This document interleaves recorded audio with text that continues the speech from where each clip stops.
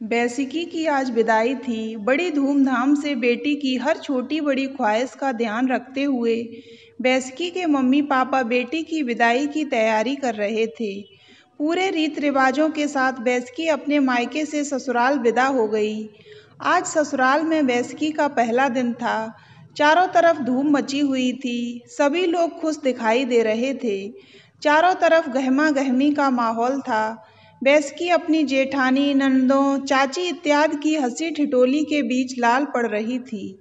जैसे ही बंसुक कमरे में आया, पल्लवी चाची उसका कान खींचते हुए बोली, शैतान कहीं का, रुका नहीं जा रहा तुझसे। पूरी उम्र भर का साथ है तुम दोनों का, अभी तो थोड़ा सब्र करो। बैसिकी ने देखा सब लोग हंसी ठिठोली कर रहे थे, परंतु बंसुक की माँ यानी बैसिकी की सास रश्मि के चेहरे पर एक निर्लिप्त भाव थे। महंगे कपड़े और गहनों से लदी फदी होने के बावजूद वह बेहद अजीब सी लग रही थीं। बैसिकी और बंसुक का आलीशान रिसेप्शन हुआ था। कुंदन के सेट और मोतिया रंग के जड़ाऊ काम के लहंगे में बैसिकी जितनी खूबसूरत लग रही थी, और वहीं क्रीम रंग की शेरवानी में लाल दुपट्टे के साथ बंसुक भी बहुत सौम्य और प्यारा लग रहा था। अगले दिन दोपहर तक पूरा घर खाली हो गया। सभी रिश्तेदार वापस जा चुके थे। अब घर में बस रह गए बंसुक की बड़ी बहन सुजाता और बंसुक के पापा अमित तथा माँ रश्मि। अगले दिन बैसिकी को पग फेरे के लिए अपने मायके जाना था। वह साड़ी का चुनाव कर रही थी कि तभी उसे लगा कि क्यों न सास से पूछ ले। फिर हाथों में साड़ी लेकर वह रश्मि के पास चली गई। बोली, मम्मी जी यह बताइए पीली और नारंगी में से कौन सी साड़ी पहनूं कल। रश्मि बोली, बेटा जो अच्छी लगे वही पहन लो, वैसे यह नारंगी रंग तुम पर खूब फवेगा। तभी अमित ठहाके मारते हुए बोले, रही न तुम गमार की गमार, यह चुभता हुआ रंग सर्दियों में अच्छा लगता है, न कि मई के महीने में। रश्मि एकदम चुप हो गई तो अमित फिर बोले, बैसिकी बेटा तुम अपनी सुजाता दीदी से पूछ लो। बैसिकी को अपने ससुर का अपनी सास के प्रति व्यवहार बहुत अजीब सा लगा। साथ ही साथ उसके मन में यह डर भी समा गया कि क्या होगा अगर बंसुक का व्यवहार भी ऐसा ही हुआ तो। आखिर बेटा अपने बाप से ही तो सीखता है। अगले दिन पगफेरे की रस्म के लिए बैसिकी पीले रंग की शिफॉन की साड़ी पहनकर जाने को तैयार हो गई। रश्मि ने सुबह उठकर नाश्ते में आलू के पराठे और मूंग की दाल का हलवा बनाया था। सुजाता बोली, मम्मी आप तो हम सबको मोटा करके ही मानेंगी। बंसुक भी कटाक्ष करते हुए बोला, मम्मी कितनी बार कहा है कि कुछ डाइट फूड बनाना भी सीख लो। अमित बोले, कहाँ से सीखेगी तुम्हारी मम्मी डाइट फूड बनाना, इसे तो खुद अपनी कमर को कमरा बनाने से फुर्सत ही नहीं है। सभी हंस पड़े, लेकिन तभी बैसिकी बोल उठी, भाई किसी को हलवा अच्छा लगा हो या नहीं, मुझे तो यह लजीज नाश्ता बहुत अच्छा लगा। बैसिकी की बात सुनकर रश्मि का चेहरा खिल उठा। पग फेरे की रस्म के बाद बैसिकी और बंसुक 15 दिनों के लिए हनीमून पर चले गए। हनीमून पर भी बैसिकी ने महसूस किया कि बंसुक के घर से या तो उसकी दीदी या फिर पापा ही फ़ोन करते हैं, उसकी मम्मी कभी फ़ोन नहीं करती। जब बंसुक और बैसिकी हनीमून से वापस आए तो बंसुक की दीदी सुजाता अपनी ससुराल जा चुकी थीं। बैसिकी शाम को अपने साथ लाए उपहारों को रश्मि और अमित को दिखाने लगी। बैसिकी अमित के लिए टी शर्ट और अपनी सास रश्मि के लिए धूप का चश्मा लाई थी। रश्मि का उपहार देखकर अमित बोले, बैसिकी बेटा यह क्या ले आई हो तुम अपनी मम्मी के लिए, तुम्हारी मम्मी ने यह कभी नहीं लगाया। यह तो शहर में इतने सालों तक रहते हुए भी खुद को अभी तक नहीं बदल पाई है, अब ये क्या लगाएगी। बैसिकी बोली, अरे पापा तो अब लगा लेंगी, मैं बहुत मन से लाई हूँ। अगले दिन अमित और बंसुक दफ्तर चले गए। बैसिकी की अभी 7 दिन की छुट्टियाँ बची थीं। उसने झिझकते हुए रसोई में कदम रखा तो देखा कि रश्मि बेसन के लड्डू बनाने में व्यस्त थी। बैसिकी को देखकर वे मुस्कुरा कर बोली, बेटा तुम्हें बेसन के लड्डू पसंद है ना, वही बना रही हूँ। बैसिकी ने एक लड्डू उठाकर खाते हुए कहा, वाह मम्मी आपके हाथों में तो जादू है। रश्मि उदास सी होकर बोली, बेटा पिछले 30 सालों से यही खाना बना रही हूँ, यह भी अच्छा नहीं बना पाऊंगी तो क्या फ़ायदा। बैस्की बोली, मम्मी सच में आप बहुत अच्छा खाना बनाती हैं, हर कोई इतना अच्छा खाना नहीं बना सकता है। बैस्की सोच में पड़ गई कि सास घर के हर काम में बहुत सुगड़ हैं, पर न जाने क्यों अपने खुद के रखरखाव को लेकर वह बहुत उदासीन हैं। जब शाम होने लगी तो रश्मि अमित और बंसुक के लिए पोहा बनाने में व्यस्त हो गईं। इतनी देर में बैस्की तैयार होकर आ गई। रश्मि को देखकर वह बोली, मम्मी जब तक मैं चाय बना रही हूँ आप भी तैयार हो जाइए। वह भला क्यों? रश्मि ने आश्चर्य से पूछा। बैस्की रश्मि को एक नया सूट देते हुए बोली, पापा आपको फ्रेश फ्रेश देखेंगे तो खिल उठेंगे। मगर अमित और बंसुक दफ्तर से वापस आए तो चाय की गर्मा गर्म चुस्कियों के साथ बंसुक बैस्की को अपने दफ्तर के नए प्रोजेक्ट के बारे में बता रहा था। अमित ने एक सरसरी नज़र रश्मि पर डाली और व्यंग करते हुए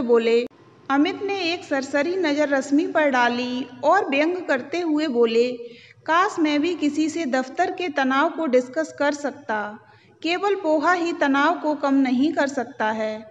रश्मि आंसुओं को पीते हुए कमरे में चली गई। बैस्की का दिया हुआ सूट जो उसने पहना था उसे बदलते हुए सोच रही थी कि अमित ने उसे कब पत्नी का सम्मान दिया है। हर समय उसे गंवार बोल बोलकर ऐसा कर दिया है कि कभी कभी तो उसे अपनी पोस्ट ग्रेजुएशन की डिग्री पर शक होने लगता है। बैस्की से नहीं रहा गया तो वह बंसुक से बोल उठी, पापा क्यों मम्मी को हर समय ताने देते रहते हैं। बंसुक बोला, अरे पापा इतने स्मार्ट हैं और मम्मी एकदम गंवार लगती हैं, इसलिए पापा ऐसे बोलते हैं। अब हर कोई मेरी तरह नहीं होता कि उसे सुंदर और स्मार्ट पत्नी मिले। अगले दिन बाप बेटे के ऑफिस जाने के बाद बैस्की और रश्मि दोनों घर पर अकेली थीं। तो बैस्की रश्मि से बोली, मम्मी अगर आप बुरा न माने तो एक बात कहूँ, आप पापा की हर बात क्यों सुनती हैं। रश्मि बोली, बेटा क्योंकि मैं तुम्हारी तरह न स्मार्ट हूँ, न ही सुंदर और न ही मैं अपने पैरों पर खड़ी हूँ। बैस्की आंखें बड़ी करते हुए बोली, उफ आपके पास कितने तीखे नैन नक्श हैं, इतनी वेल मेंटेन्ड हैं, बस एक प्यारी सी मुस्कान की कमी है। रश्मि बोली, अरे बेटा मजाक मत करो, मेरी सास ननद जेठानी और यहाँ तक कि बच्चे भी मुझे गंवार ही मानते हैं, और फिर तुम्हारे पापा का और मेरा कोई जोड़ नहीं है। बैस्की बोली, मम्मी क्योंकि आप ऐसा सोचती हैं, जैसा आप अपने बारे में सोचेंगी दूसरे लोग भी वैसा ही सोचेंगे। रात में बैस्की ने खाने की टेबल पर अमित से कहा, पापा मम्मी इतना अच्छा खाना बनाती हैं, क्यों न हम कोई छोटा मोटा बिजनेस सेटअप कर लें। अमित बेचारगी से बोले, बेटा प्रेजेंटेशन का ज़माना है, रश्मि जैसा खाना तो हर कोई बना लेता है, कौन करेगा मार्केटिंग और बाकी सब काम। तुम्हारी मम्मी तो बाहर वालों के सामने 2 शब्द भी नहीं बोल सकती हैं। पूरी उम्र कुछ नहीं किया तो अब 51 वर्ष की उम्र में क्या करेंगी। कोई भी कुछ नहीं बोल सका। सभी खाना खाकर सोने चले गए। रश्मि रसोई समेटने लगी। अगले दिन रश्मि किचन में व्यस्त थी तो बैस्की ने पूरी रूपरेखा तैयार कर ली थी। उसने रश्मि की रसोई नामक एक यूट्यूब चैनल खोल दिया। फिर बोली, मम्मी जी आप जो भी बनाती हैं बस मैं उसका वीडियो बनाकर डालूंगी। धीरे धीरे जैसे जैसे आपके सब्सक्राइबर बढ़ेंगे वैसे वैसे लोगों को आपके नाम के बारे में पता चलेगा और फिर आपकी आमदनी भी आरंभ हो जाएगी। रश्मि घबरा कर बोली, बैस्की बेटा मुझसे ये सब नहीं हो पाएगा, मैं ये सब कैसे कर पाऊंगी। मगर फिर बैस्की के बहुत जोर देने पर रश्मि तैयार हो गई, लेकिन कभी कुछ न करने की लोगों की बातें दिमाग में घूम रही थीं, जिसकी वजह से घबराहट में रश्मि से पूरी मलाई कोफ्ते की सब्जी जल गई। तो रश्मि बोली, देखा बैस्की मैंने कहा था ना कि मैं गंवार हूँ, मैं कुछ नहीं कर सकती हूँ। मगर बैस्की पर तो जैसे जुनून सवार था। शाम को बोली, मम्मी आप एक काम करें, पहले आप खूब अच्छी तरह से तैयार हो जाइए, फिर कोई छोटा मोटा नाश्ता बनाइए, हम उसी से शुरुआत करते हैं। इस बार बैस्की ने रश्मि के द्वारा गाजर का हलवा बनाने का वीडियो बनाकर डाल दिया। बैस्की ने उस वीडियो को अपने दफ्तर और दोस्तों के ग्रुप में शेयर कर दिया। शाम होने तक रश्मि के वीडियो को बहुत सारे व्यूज और काफ़ी कमेंट भी मिल गए। शाम होने तक रश्मि के वीडियो को बहुत सारे व्यूज और काफ़ी कमेंट भी मिल गए। बैस्की ने कहा, मम्मी देखो आपकी तो फैन फॉलोइंग भी आरंभ हो गई है। अगली सुबह रश्मि खुद ही तैयार हो गई थी। आज की वीडियो में वह कल से ज़्यादा कॉन्फिडेंट थी। रश्मि के अपनी बहू बैस्की के साथ दिन पलक झपकते ही बीत रहे थे। इन दिनों में रश्मि ने फिर से हंसना, मुस्कुराना और अपने ऊपर विश्वास करना सीख लिया था। बैस्की छुट्टियों के बाद अगले दिन दफ्तर जाने की तैयारी में जुटी थी। रश्मि उसके कमरे में आकर बोली, बेटा अब वह चैनल का क्या होगा? बैस्की बोली, मम्मी हम लोग रोज़ शाम को एक वीडियो बनाया करेंगे और मैं आपको सिखा भी दूंगी कि कैसे बिना किसी की मदद के आप अपना वीडियो खुद बना सकती हैं। बैस्की के प्यार और सम्मान के कारण रश्मि अब फिर से अपने खुद के करीब आ गई थी। अब हर समय एक मुस्कान उसके होठों पर थिरकती रहती थी। धीरे धीरे बैस्की की मदद से रश्मि ने ऑनलाइन ऑर्डर भी लेने शुरू कर दिए थे। आज रश्मि को अपनी मेहनत का पहला चेक मिला था, 10,000 रुपये का। रकम चाहे बहुत बड़ी न हो, पर उससे निकलने वाले हौसले को रश्मि अपने शब्दों में बयां ही नहीं कर पा रही थी।